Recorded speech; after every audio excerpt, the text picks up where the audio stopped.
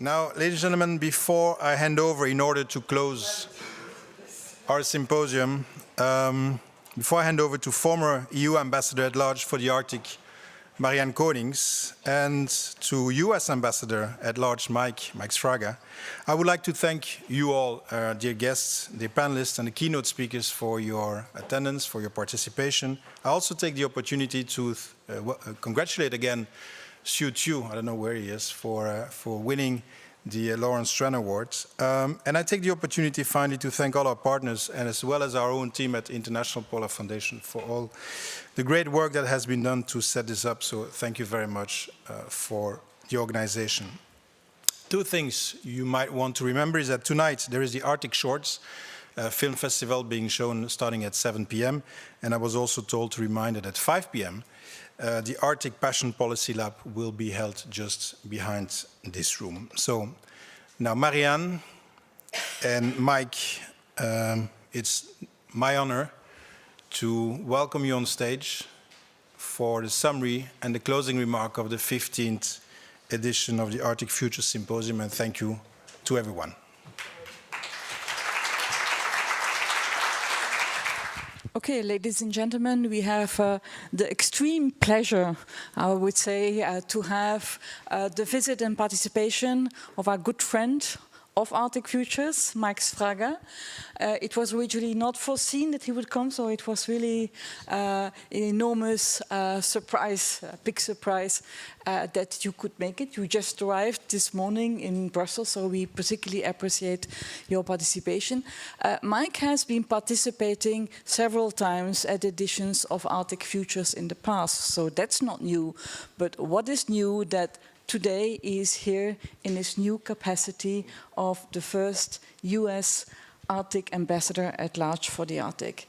So the scenario is, Mike, I will give you the floor for some closing remarks, or remarks you would like to make, and afterwards I will provide a short summary of the 2 days discussion Arctic Futures. Okay. Well, thank you. So I'm told I have about 2.5 hours. So that ought to be fine. Hello, friends. It is really good. So many friends. This is fantastic. It's really nice to be back in Brussels. It's nice to be back at Arctic Futures, and it's nice to be back with all of you. I have been traveling since I was appointed and confirmed by the Senate, traveling to capitals throughout the north and some places that look north. And have learned a lot, but I can tell you it has been exhilarating and exhausting. But you can't complain when we've all been talking about how important the Arctic is to all of us, and from a US perspective, how important it is to have an office within the State Department that is focused on the Arctic, and that's the office of the ambassador, and then to have a position, because to have a position does not do it. You have to have an institutionalized office with great talent and expertise, and we have that.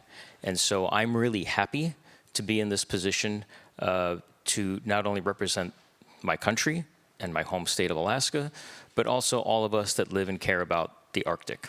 So that's just some thoughts. But let me now go to why we're all here. I think it was here, Joseph, a couple of years ago where I said,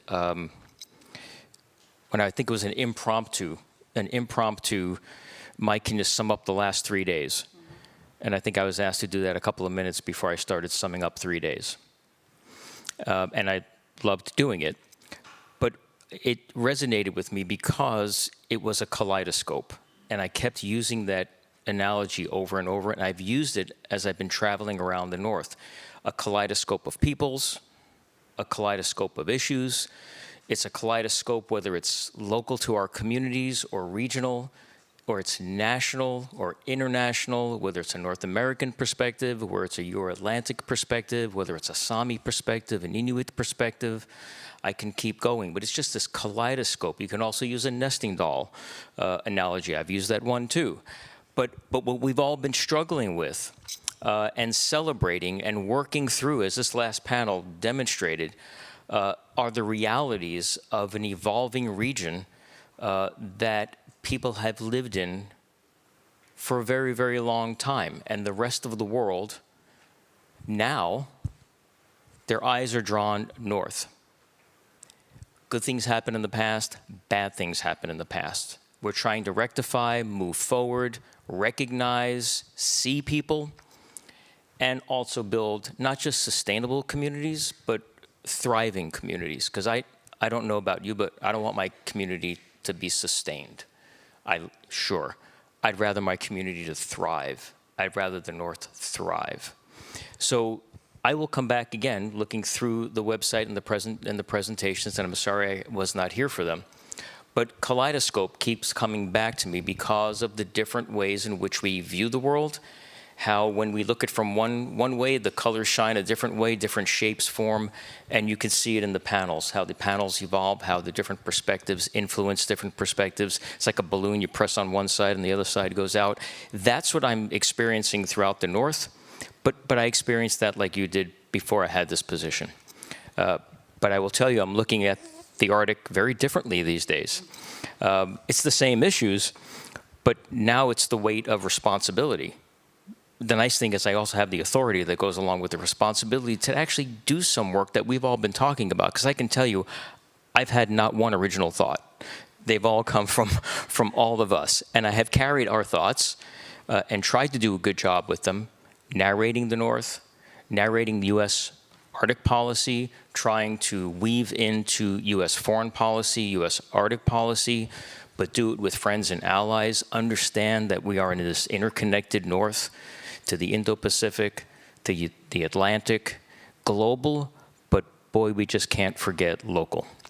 Because many of us, me included, start thinking big geostrategic issues, geopolitical issues, security issues, and I try to open the aperture on what security means. That's food security and water security and on and on and on. So I go through the kaleidoscope each day, depending on which group I'm speaking with, or more importantly, who's speaking to me, so I'm learning. But I can tell you that I think it's a great thing that my country did by creating this position. Forget about Mike for a moment. Creating this position, creating an office within State Department focused every day on the Arctic, institutionalizing the mission, and understanding that we can, in fact, as a U.S., recognize ourselves as an Arctic nation now more than ever. And the last thing I'll leave you with in this kaleidoscope analogy is if there ever was a time to cooperate more than we ever have before, now is the time on the issues we just heard about, but on the issues you've explored for the last hours, days, you will explore, we all explore. We've got our conference circuits we all go to, but now more than ever, time to double down on our partnerships, our relationships, our cooperation, and navigate this new Arctic together. So, my friend, I'm not sure where all that went, but those are the thoughts I'm thinking after flying in this morning. This morning, good, okay, sure. Flying in this morning, having some meetings, and then being among friends who've just energized me by standing in the back and listening. So thank you for your time.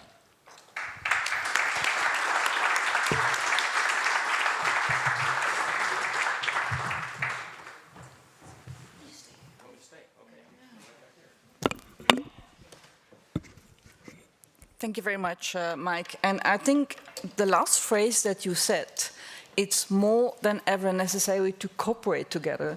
If I could give one summary of this conference, which came back in each panel, was exactly that. If you allow me, I have asked to provide a summary of this conference.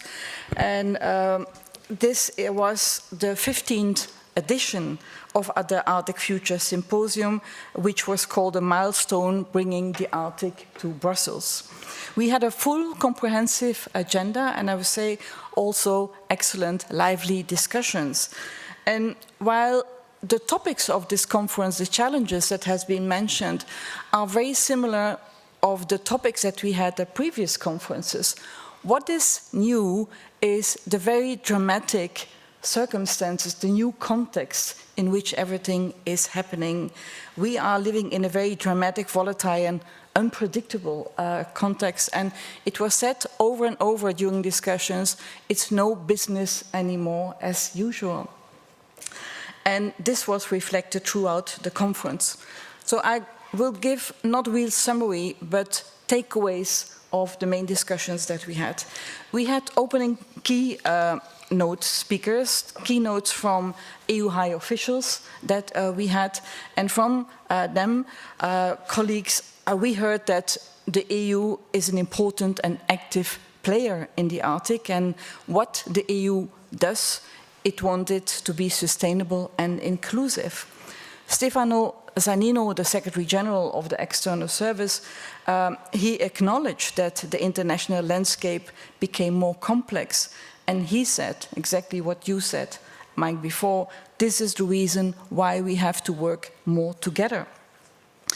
Director General Charlina Viceva of DG Mare recalled major deliveries of the EU over the last months, from Greenland projects, networking cities together, to the major research projects of the European Union.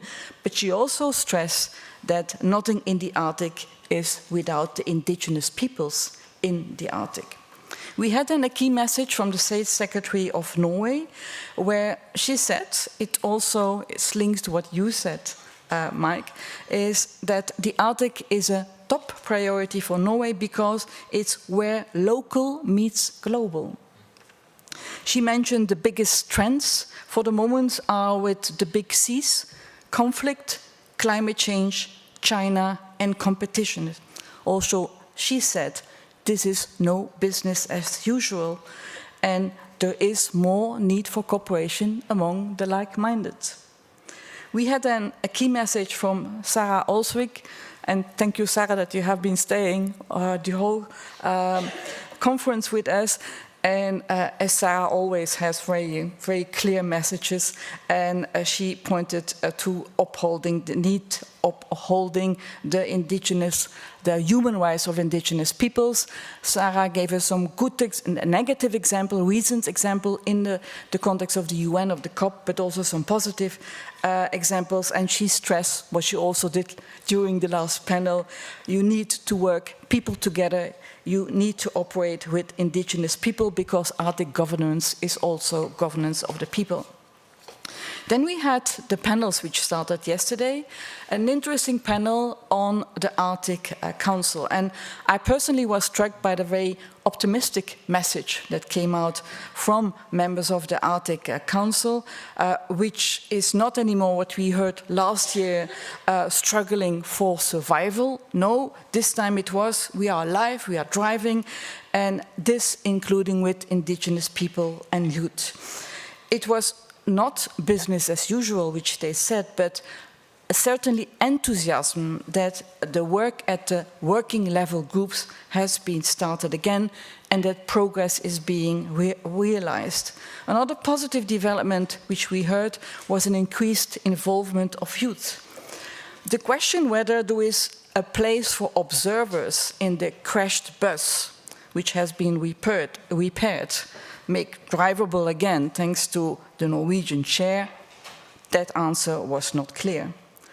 However, again, a clear message from Sarah Olsvik, a message that she gave to the Arctic Council chairs that it's needed to make the Arctic Council meaningful for all who live in the Arctic should be the objective.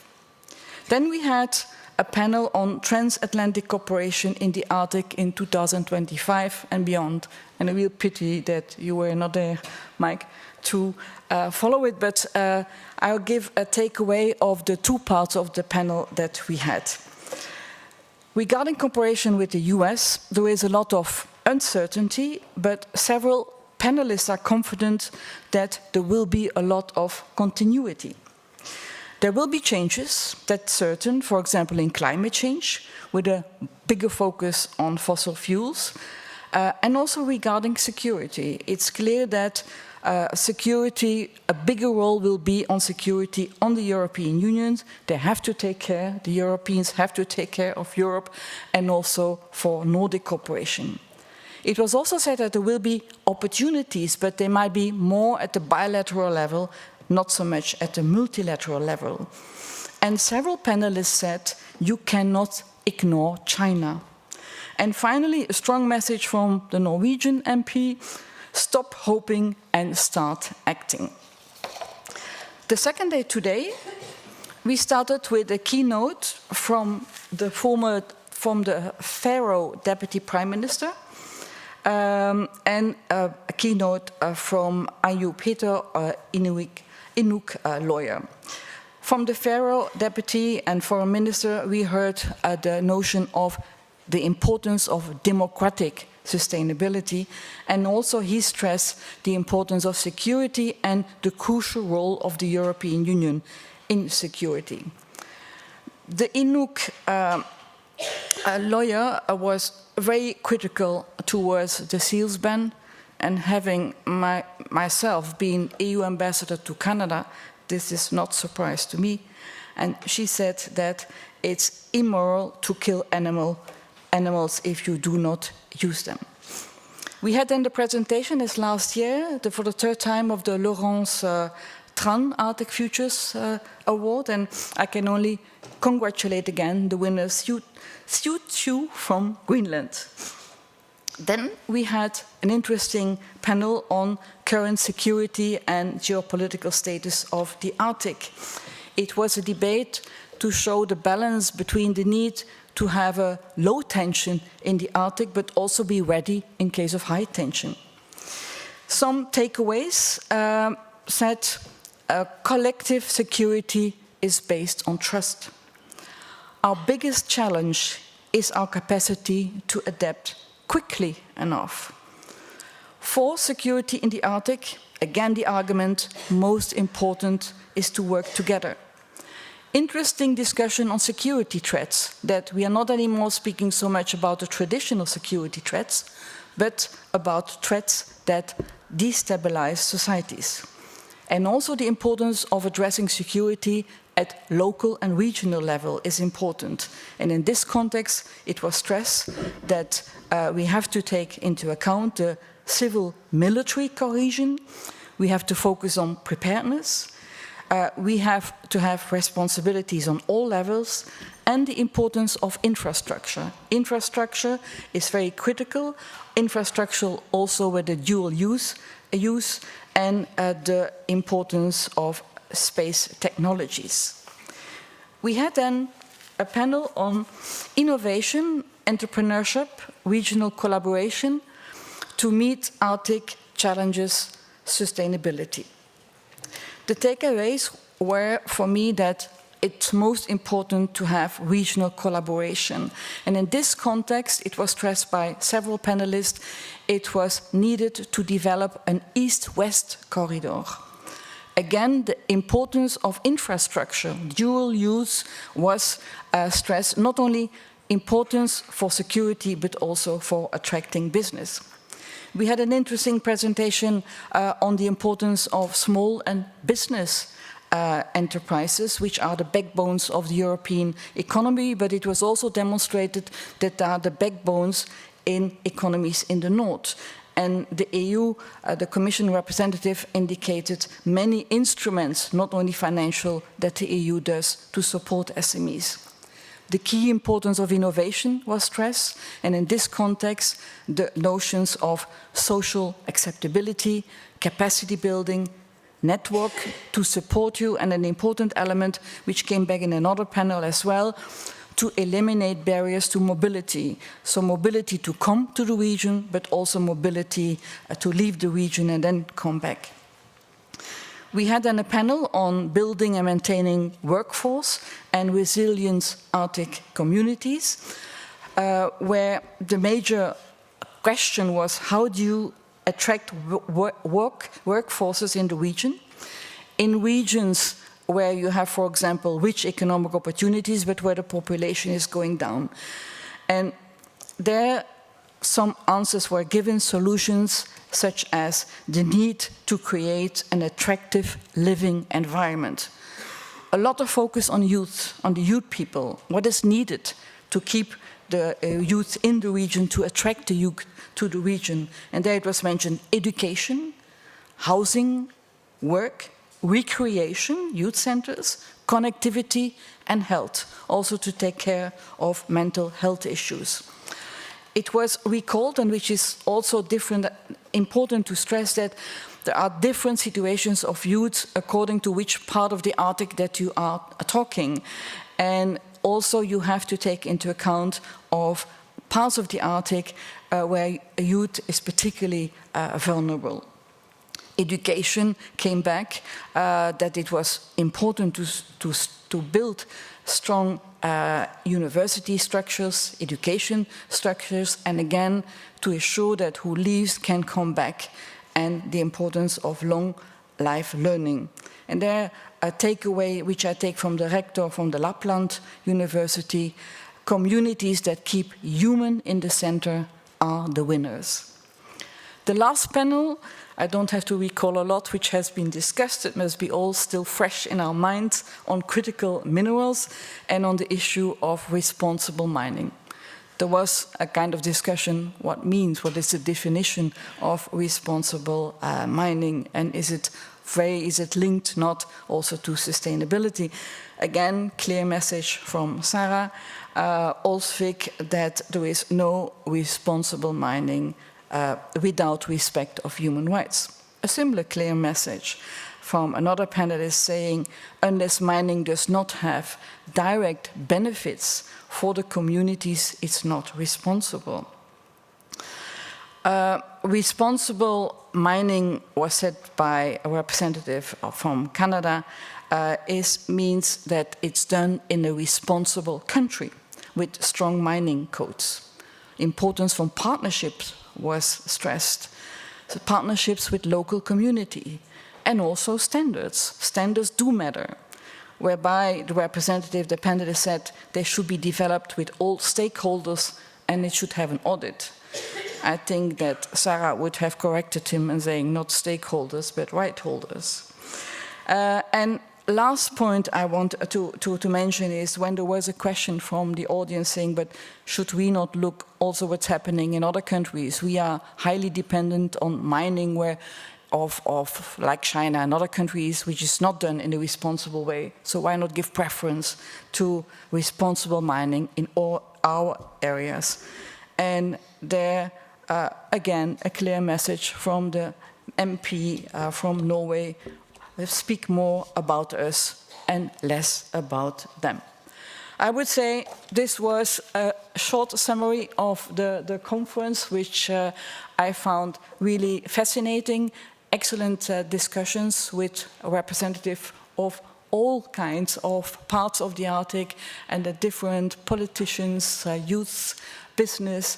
And I would like with this to conclude my summary, and again, as also Nicolas van Hoeken has said, to thank you very much. I would particularly like to thank the organizers of this conference, Nicolas van Hoeken, Joseph, and all the partners, and particularly a big thank you to the panelists and to all the people who attended the conference, and also, I would say, a special big thank you to our friend Mike Sfraga. Thank you.